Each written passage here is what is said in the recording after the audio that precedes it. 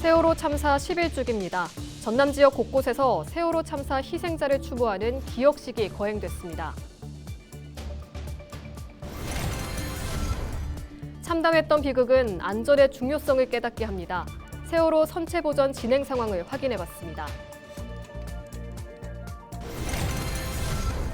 해양심판원이 세월호 참사 발생 11년 만에 참사의 원인을 총체적 인재로 결론지었습니다. 선체의 복합적인 문제라는 게 핵심입니다. 안전한 대한민국을 다짐해왔지만 지난 11년 동안 참사는 끊이질 않고 있습니다. 이태원 참사와 제주항공 여객기 참사까지 아직 갈 길이 멉니다.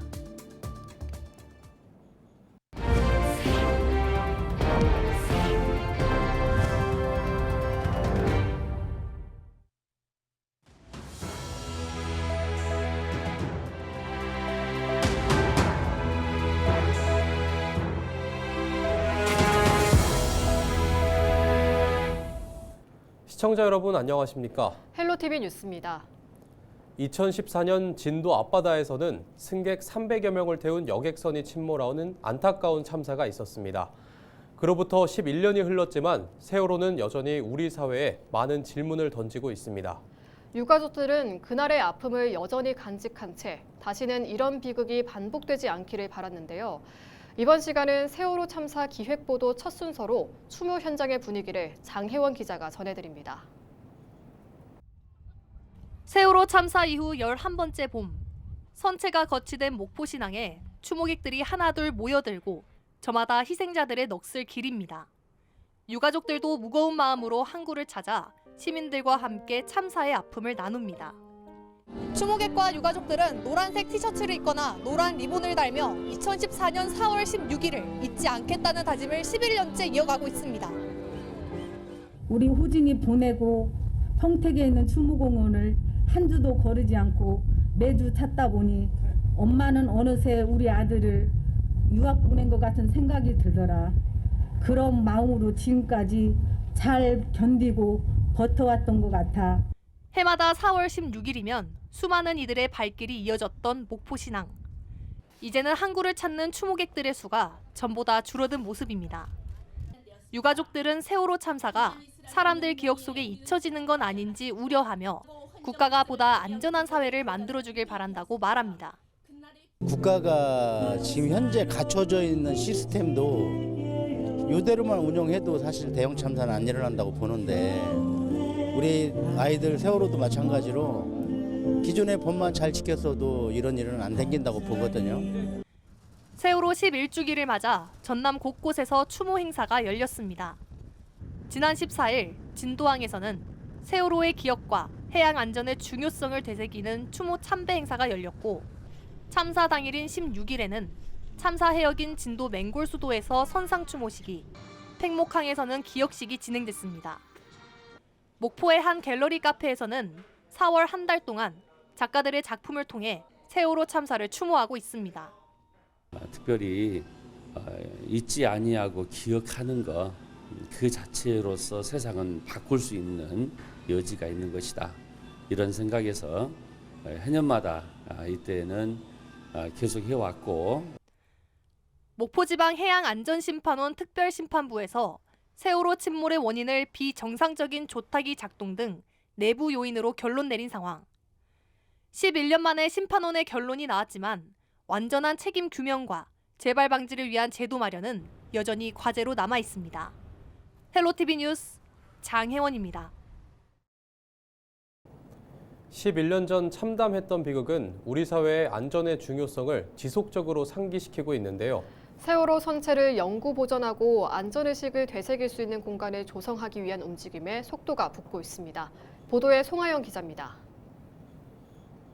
거대한 선박이 줄에 의지해 세워져 있습니다. 선박 곳곳은 본래의 모습을 찾아보기 어려울 정도로 검붉게 녹이 슬어 있습니다. 11년 전 제주도로 수학여행을 떠난 희생자들이 끝내 가족들의 품으로 돌아오지 못한 채 남겨져야 했던 세월호 선체입니다. 사고 발생 이후 3년 만에 인양됐고 희생자 가족단체와 목포 시민들의 의견을 종합해 목포 신항만에 거치됐습니다.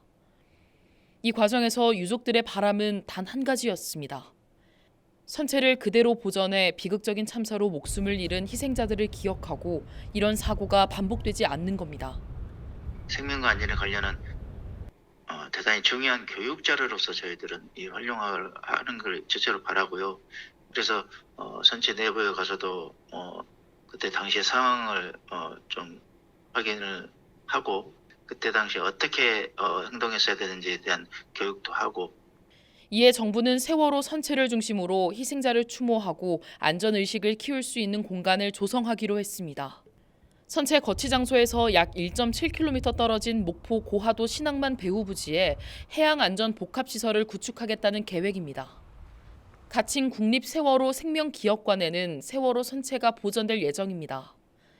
이와 함께 세월호 참사와 관련된 기록을 들여다볼 수 있는 전시 공간과 생존 수영 등을 배울 수 있는 해양안전교육시설이 마련될 전망입니다. 현재 설계 작업이 진행되고 있으며 내년 초 착공에 들어갑니다. 목포시는 해양수산부에 가칭 국립세월호 생명기억관 인근 부지에 추가 매립을 건의해 추모 연계 사업을 확장해갈 방침입니다. 세월호 생명기억관은 선체를 보존하고 희생자를 추모하기 위한 시설로 내년도에 착공하고요. 현재 실시설계 영역 중에 있습니다. 목포시는 해양수산부와 협력하여서 생명기억관이 원활하게 조성될 수 있도록 적극 지원하겠습니다. 채 피워보지 못한 꽃 같은 이들의 희생으로 드러난 불완전한 우리 사회의 현실. 안전의식을 일깨우는 가르침이 될 가칭 국립세월호 생명기억관은 오는 2029년 본격적으로 운영될 예정입니다. 헬로티비 뉴스 송하영입니다.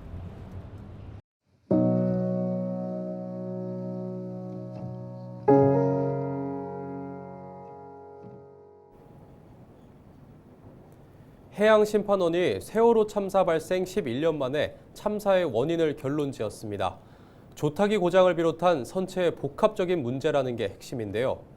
김삼열 전 목포지방해양항만청장과 함께 자세히 분석해봅니다. 김 전 청장님, 우선 세월호 참사의 원인을 법적으로 다투는 기관이 법원이 아니라 해양심판원이라는 게 좀 생소한데요. 우리나라는 이제 해사법원이라는 특별 법원이 없이 해양사고 조사 및 심판에 관한 법률에 따라서 이제 행정심판 제도를 도입하고 있거든요. 그래서 이제 1심은 이제 지방해양안전심판원, 2심은 이제 일반 법원은 이제 고법 형태를 취하고 있는 중앙해양안전심판원, 그 결과에 따라서 이제 대법원까지 가는 3심 절차를 취하고 있습니다. 네, 그렇다면 1심 재판부인 해양심판원 결론을 보면 외력설은 배제됐고 조타기 고장과 과적을 비롯한 선체의 복합적인 문제라고 판단이 된 거죠. 일본에서 이제 운항하던 선박을 이제 도입을 해가지고 국내에 들어와서 그 객실 증설이라든지 이제 그런 걸 하면서 무게 중심이 이제 대폭 그 상향 조정되는 그런 형태를 취했어요. 그래서 이제 화물 적재량을 이제 대폭 그러니까 평행수라는 이제 물을 이제 선저에 한 1,700톤을 이제 적재하고 이제 운항하도록 이렇게 돼 있었는데, 당시에 이제 제 기억으로는 화물을 약 한 2,100톤 정도 적재하고 평행수는 761톤 정도만 적재함으로써 무게 중심이 이제 우교로 이제 대폭 상향이 된 거죠. 그러니까 아시다시피 이제 보건성이라는 건 이제 오뚜기처럼 넘어졌다 이제 이런 역할을 하는 게 이제 보건성인데, 무게가 무겁기 때문에 이제 밑에서 잡아줄 수 있는 무게 중심이 없었다는 이야기죠. 네, 그러니까 다시 정리를 해보자면 당시 세월호가 사람을 한 명이라도 더 채우려고 선체를 증개축하면서 무게중심이 높아졌고 또 허용치보다 더 많은 화물을 싣고 있었다는 말씀이신데요. 그렇다면 선사의 잘못이 크다고 볼 수 있는 건가요? 그렇죠. 이거는 이제 전적으로 이제 선사의 책임이죠. 그러니까 여러 가지 이제 당 도입을 하면서 이제 검사 과정에서 여러 가지 항행상의 이제 조건이 부여됐을 거거든요. 그 조건 중에 이제 가장 최대가 무게 중심이 이렇게 우그러 올라와 있으니 무게 중심을 밑으로 내리기 위해서는 선박 평행수를 대폭 실으고 화물 적재 톤수를 대폭 줄여라, 이제 이런 조건이었는데, 그때 당시 이제 운항할 때는 화물 적재 톤수는 대폭 늘리고 선박 평행수는 이제 최소한으로 적재만한 그런 상태였기 때문에 이 선박이 이제 불안한 상태에서 출항을 하게 된 것이죠. 네, 그럼에도 선사 측인 청해진 해운과 관련자들이 해양심판원 결론에 항소할 것이라는 전망도 나옵니다. 항소가 받아들여진다면 향후 전망은 어떻게 될까요? 2심 역할이 이제 중앙해양안전심판원에 이제 2심 청구를 할 겁니다. 근데 이미 이제 이러한 결론들은 2014년 해양안전심판원 이제 특별조사부에서 이제 세월호 그 전복 사고 특별조사 보고서라는 이제 레포트를 낸 게 있는데 거기에서도 이제 이와 비슷한 결론을 사고 원인으로 쳤거든요. 그래서 이제 항소나 뭐 대법에 간다 하더라도 크게 달라질 것 같지는 않습니다. 네, 말씀 여기까지 듣겠습니다. 지금까지 김사멸 전 목포지방해양항만청장과 함께했습니다. 네, 다음 소식입니다. 세월호 참사를 계기로 우리 사회는 안전한 대한민국을 만들자고 다짐하고 또 다짐했습니다. 그러나 이태원 참사를 비롯해 제주항공 여객기 참사, 건설 현장 붕괴까지 큰 사고는 끊이지 않고 있는데요. 세월호 참사 이후에 우리 사회는 과연 더 안전해졌을까요? 보도에 고정민 기자입니다. 2014년 진도 앞바다에서 침몰한 세월호. 해양심판원은 지난해 11월 1차 재결에서 무리한 증축과 과적, 조타기 고장을 참사의 핵심 원인으로 꼽았습니다. 사고 원인을 놓고 여러 의혹이 제기되고 있지만 인재로 볼 수 있는 요건들이 있다는 겁니다. 안전관리 소홀로, 그다음에 과도한 양의 화물을 안전하지 못한 상태로 싣고 항해하던 중 변칙 과정에서 조타기 이상동적으로 선회하면서 발생했다고. 참사가 발생한 지 꼬박 11년째를 맞았지만 그동안 대한민국은 잇따른 안전사고에 좌절해야만 했습니다. 광주에선 2021년 철거하던 건물이 무너져 12명이 숨지거나 다쳤습니다. 이듬해도 광주에서 건설 중이던 아파트 외벽이 무너져 7명의 목숨을 앗아갔고 서울 이태원에선 압사 사고로 159명이 목숨을 잃었습니다. 2023년엔 14명이 숨진 오송 지하차도 참사가, 지난해 연말엔 179명이 운명을 달리한 제주항공 여객기 참사로 대한민국이 또다시 슬픔에 잠겼습니다. 올해 들어선 실수로 낸 불이 영남권의 대형 산불로 이어졌고 대도시에선 부실공사 의혹 속에 땅꺼짐과 지하터널 공사 현장 붕괴까지 인제나 다름없는 사고가 반복되고 있습니다. 세월호 참사가 있었던 2014년에 안전사고는 29만 건 발생했는데 안전을 외치면서도 해마다 25만 건 넘는 사고가 10년 동안 이어졌습니다. 사고가 발생할 때마다 철저히 대비하겠다는 구호가 공허하게 들릴 뿐입니다. 이런 참사 같은 경우 발생하는 거가 흔한 일도 아니고 아직까지는 안전하다 느낌이 좀 받기는 어려운 것 같습니다. 대형 참사가 발생한 뒤엔 특별법이 제정되고 있지만 반쪽짜리에 그치고 있는 것도 문제입니다. 사고 예방과 대비를 강화해야 하는데 주로 사후 대응과 수습에 초점을 맞췄기 때문입니다.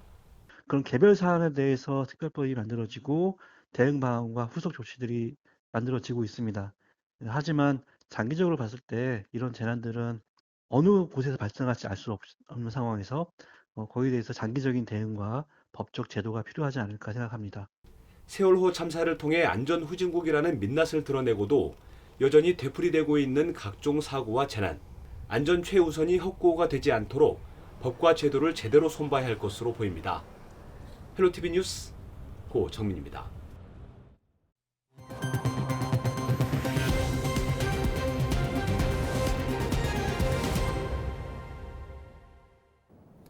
지난 2월 여수 삼산면 하백도 인근 해상에서 침몰한 22 서경호의 6번째 실종자가 66일 만에 발견됐습니다. 여수해양경찰은 16일 오전 11시 43분쯤 수심 82.8m 해저면에 있는 선체를 수색하던 민간 잠수사가 조타실에서 시신 한 구를 발견했다고 설명했습니다. 여수해경은 시신의 정확한 신원은 파악되지 않았지만 침몰 사고로 실종된 선원 5명 가운데 1명의 시신으로 보고 여수해안병원으로 옮겨 수습할 계획입니다. 한편 전남도는 서경호 실종자 수색을 위해 지난달 10억 원을 들여 민간 잠수사를 투입하고 있습니다. 이상으로 뉴스를 마칩니다. 시청해주신 여러분 고맙습니다.